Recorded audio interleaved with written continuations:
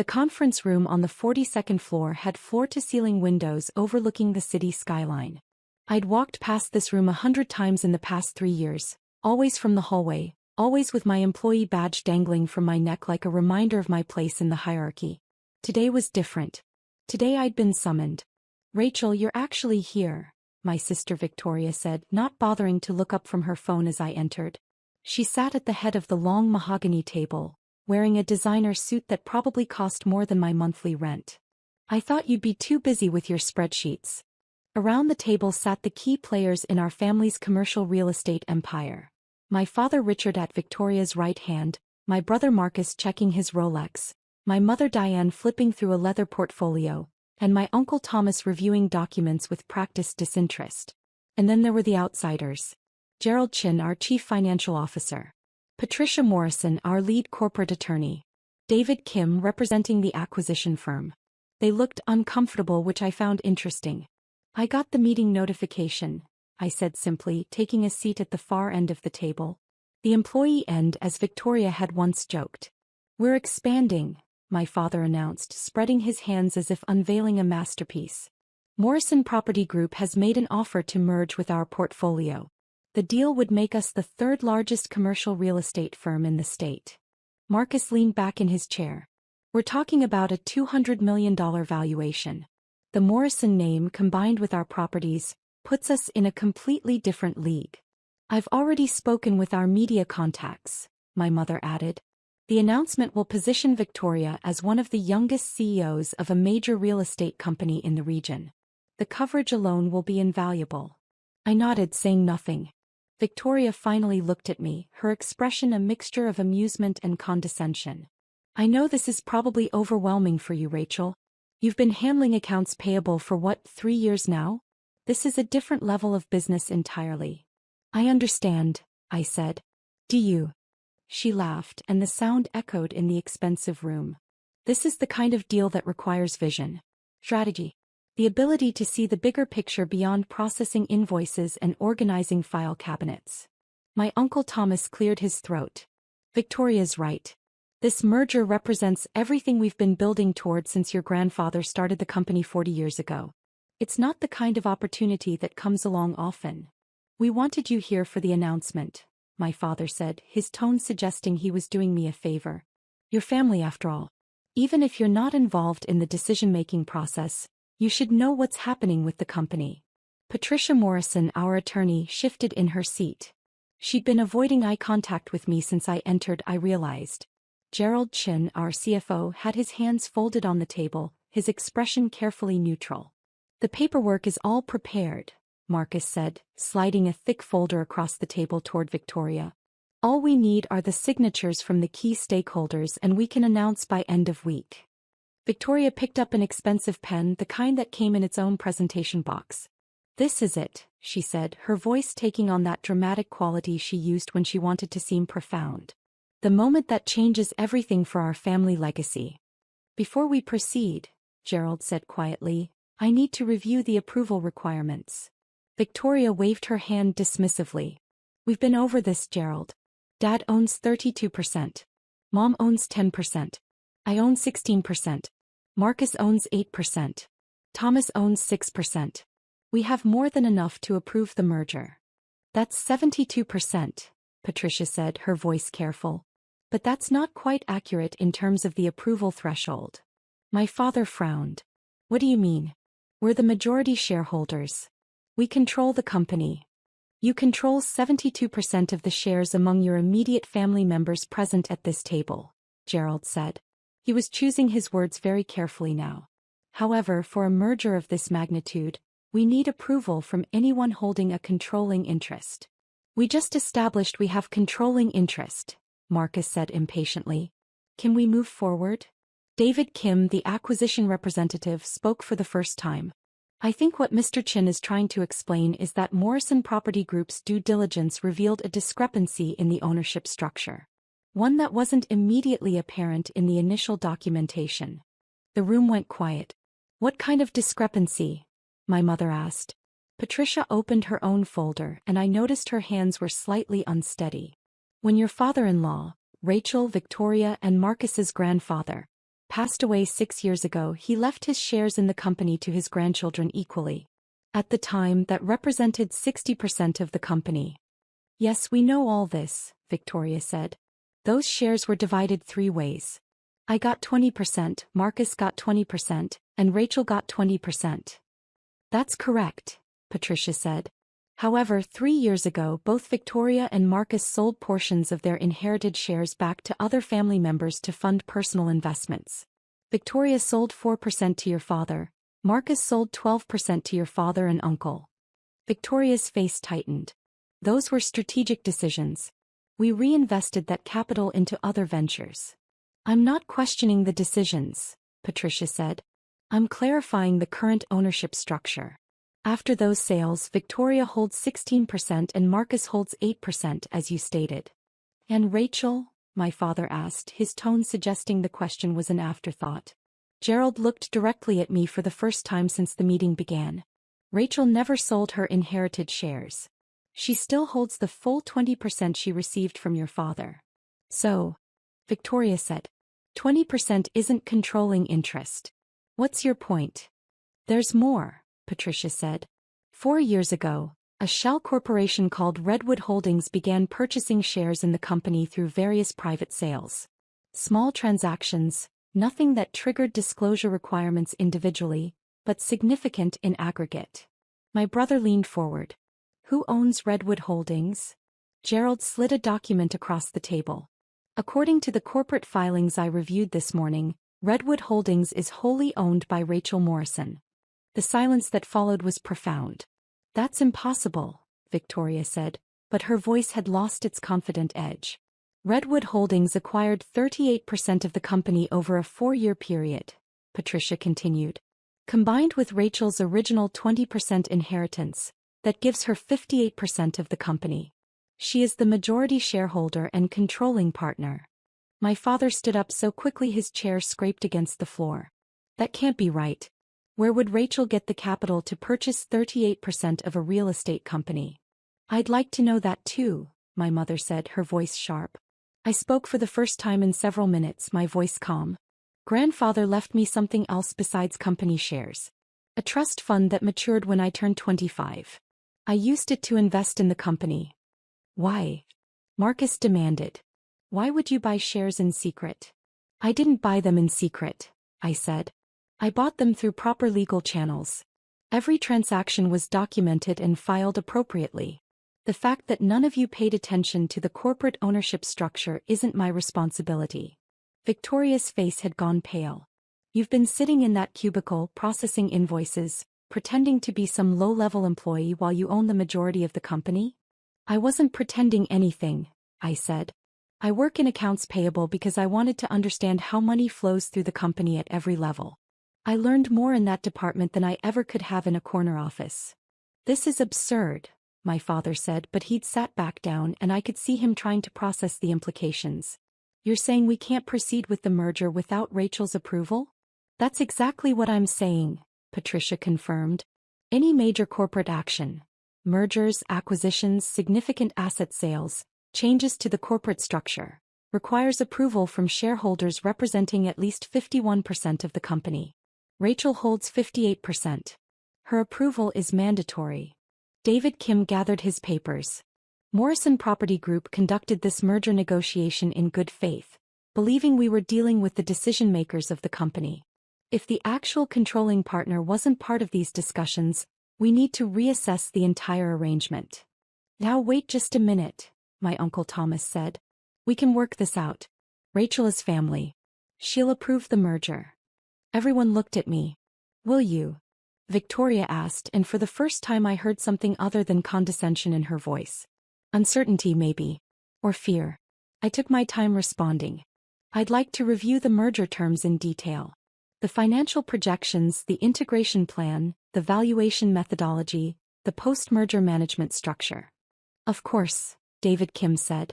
I can have our team prepare a comprehensive briefing. That won't be necessary, I said. I've already reviewed the preliminary documents. I have concerns about several aspects of the deal. My mother's eyes narrowed. What kind of concerns? The valuation seems low, I said.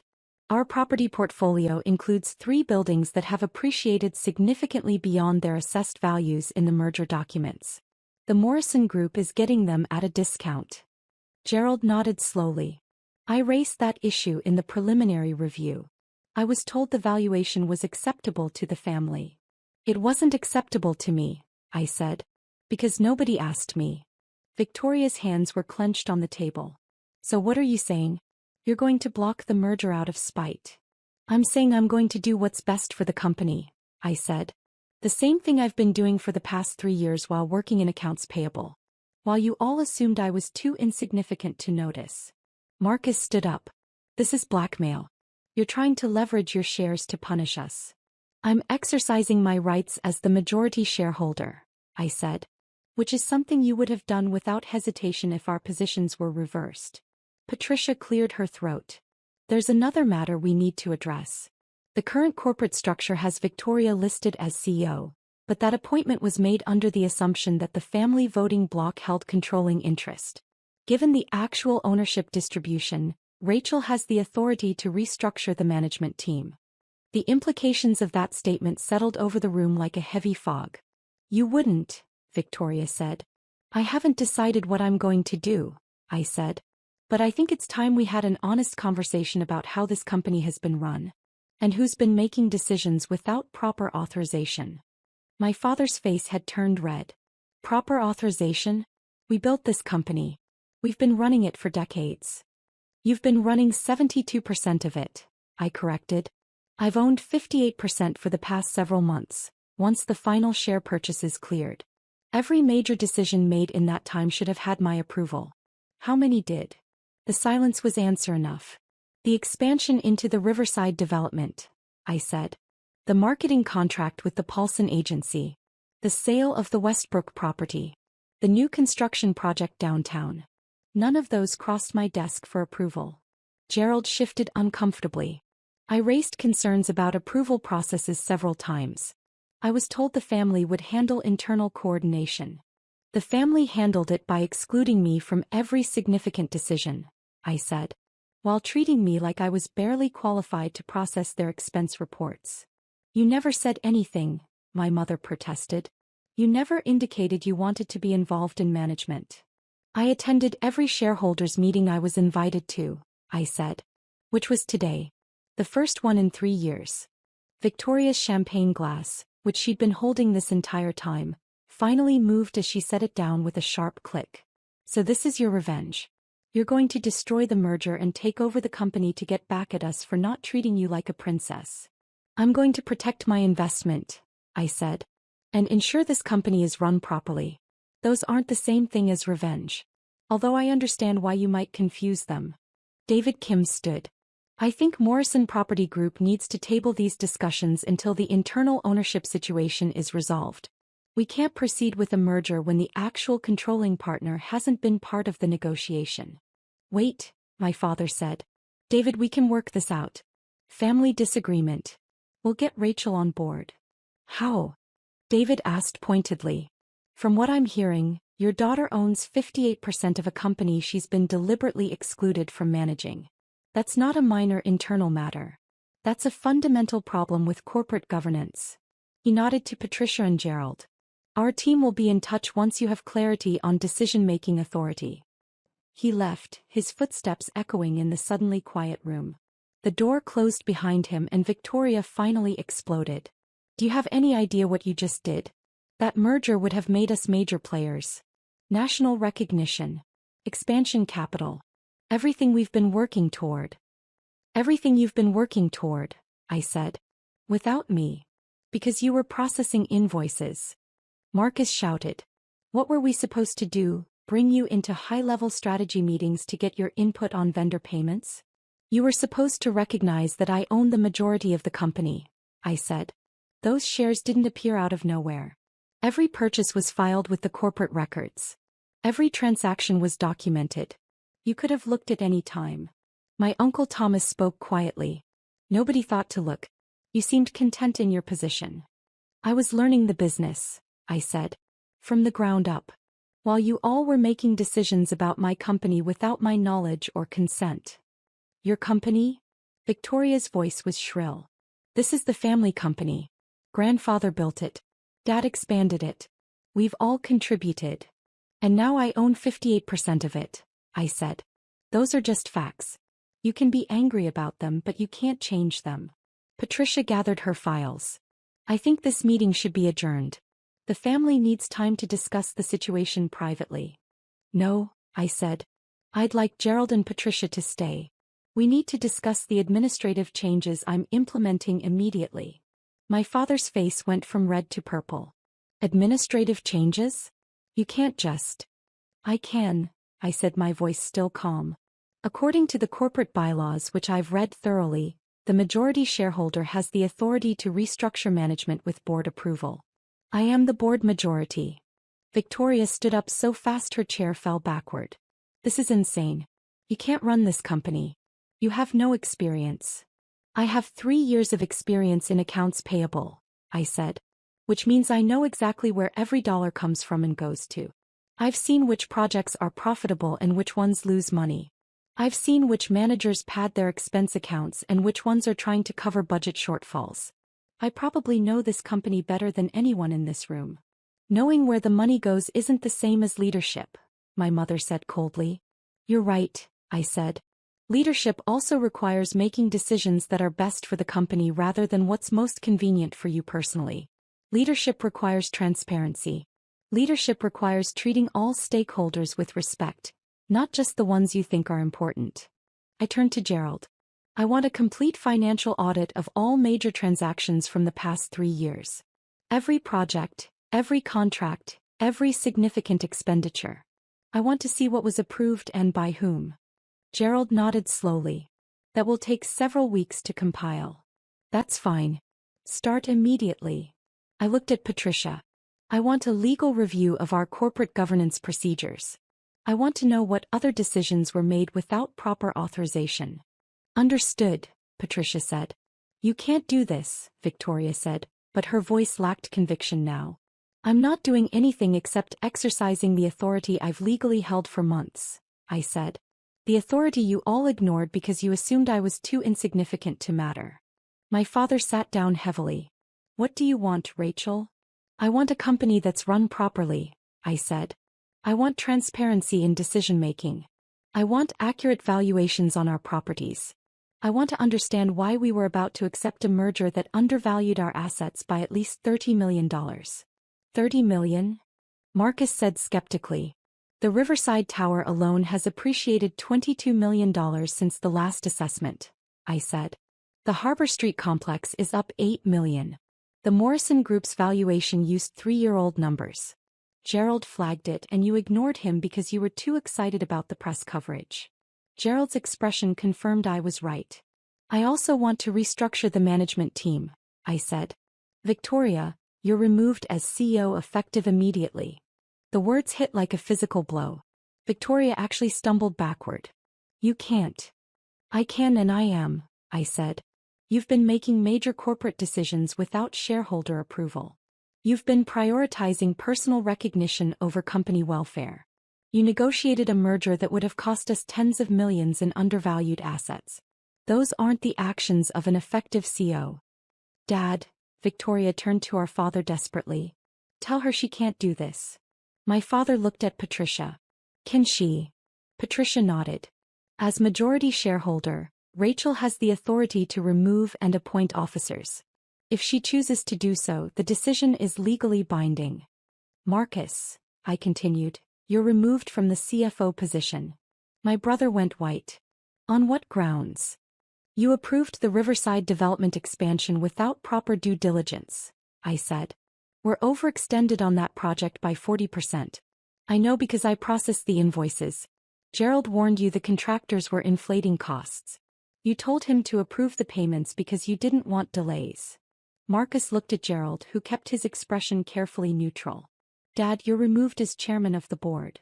My father stood again. Now you're going too far. You've been treating company assets like your personal property, I said. The company Mercedes you drive? That's a corporate asset used for personal use, which creates tax complications. The Hawaii trip last month that was billed as a business development conference? I processed the spa charges and the golf resort fees. That's not business development. Every major company has expenses. My father started. Legitimate expenses that are properly documented and justified, I interrupted. Not personal vacations disguised as business trips. Patricia, I want a full review of executive compensation and expenses. Patricia made notes in her folder. What about me? My Uncle Thomas asked quietly. You've been doing your job appropriately, I said. You can stay on as operations director. Gerald, you're promoted to CFO. Patricia, you remain as general counsel. I'm appointing myself as interim CEO while we restructure. Victoria laughed, but it was a desperate sound. You've been filing invoices for 3 years. And learning every aspect of how this company functions, I said. I know our cash flow patterns.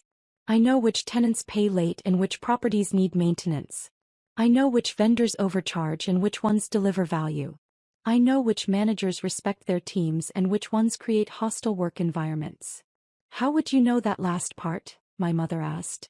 Because I've had lunch in the break room with those teams for 3 years, I said. While you all ate in expensive restaurants on the company card, I was hearing about the real problems in our operations. The maintenance delays. The tenant complaints that get ignored. The safety concerns that get dismissed. The employees who quit because their managers are incompetent. I stood up. This meeting is adjourned. Gerald, Patricia, I'll need you both in my office in 1 hour to begin the transition process. Your office. Victoria said. You work in a cubicle. Not anymore, I said. I'll be using the executive suite. You have until end of business today to clear out your personal items. I walked toward the door, then paused and turned back. One more thing. The merger with Morrison Property Group is rejected. Gerald, please inform their team that we appreciate their interest, but we won't be proceeding. You're making a massive mistake, my father said. Maybe, I said. But it's my mistake to make. This is my company. It has been for months. You just refused to see it because you couldn't imagine that the daughter processing invoices could be anything more than a low-level employee. I left the conference room and walked down the hallway past the executive offices, past the mahogany walls and expensive art, back toward the elevator. My hands were steady, my breathing calm. Behind me, I could hear voices rising in the conference room, muffled by the thick walls but unmistakably angry. I didn't care. Let them be angry. Let them realize what it felt like to have decisions made without their input, to be excluded from the rooms where their futures were determined. I pulled out my phone and sent a text to Gerald. Office meeting confirmed for 2 p.m. Please bring all corporate governance documents and the last 3 years of financial statements. His response came within seconds. We'll be there. Congratulations, by the way. I smiled. Gerald had known. Of course he had. A good CFO pays attention to the ownership structure. He'd probably been waiting months for this moment, watching me process invoices and attend to administrative tasks while sitting on controlling interest in the company. The elevator arrived and I stepped inside. The reflection in the polished doors showed a woman in a simple business suit, no designer labels, no expensive jewelry. I looked exactly like what I was. Someone who'd spent 3 years learning a business from the bottom up. But now everyone knew what I really was. The person in control. My phone buzzed with a call from Victoria. I let it go to voicemail. Then Marcus called. Voicemail. Then my mother. By the time I reached the ground floor, I had 7 missed calls and a dozen text messages ranging from angry demands to desperate pleas. I deleted them all and walked out into the afternoon sunlight, already thinking about the changes I needed to implement. The management restructuring was just the beginning. We had operational inefficiencies to address, employee concerns to handle, properties to properly evaluate, and a corporate culture to rebuild. And I had a lot of people to prove wrong. My phone rang again. This time it was Gerald. Yes. I answered. Patricia and I were just comparing notes, he said. The executive suite is being cleared as we speak. Victoria is having security escort her out. She tried to access the financial systems, but IT locked her credentials per corporate security protocols. Good, I said. What about my father and Marcus? Your father is making calls to board members, Gerald said. But since you're the board majority, those calls aren't particularly productive. Marcus is in his office. He hasn't come out yet. Let me know when he leaves, I said. I want all 3 of them off the property by 5 p.m. today. Understood. Rachel. Gerald paused. For what it's worth, some of us have been hoping for this day for a long time. The company needs real leadership. It's about to get it, I said. See you at 2. I hung up and walked toward my car, a modest sedan parked in the employee lot where I'd parked every day for 3 years. Tomorrow I'd park in the executive garage. Tomorrow I'd walk through the front doors as the CEO and controlling owner, not the quiet woman from accounts payable. Tomorrow everything would be different. But today I was still the person who understood exactly how much power she held and exactly how to use it. The person who'd spent 3 years learning, planning, and waiting for the perfect moment. And that moment, it turned out, was when my family was so busy celebrating their triumph that they forgot to check who actually held the power to make it happen. My phone buzzed one more time. A text from Victoria. We need to talk about this. You're making a mistake. Call me. I deleted it and drove away from the building, my building, toward a future that was entirely in my control. Behind me, in that conference room on the 42nd floor, my family was probably still arguing about what had just happened. Still trying to understand how they'd missed the signs. Still wondering how the daughter they'd dismissed as insignificant had been holding all the cards the entire time. Let them wonder. I had a company to run.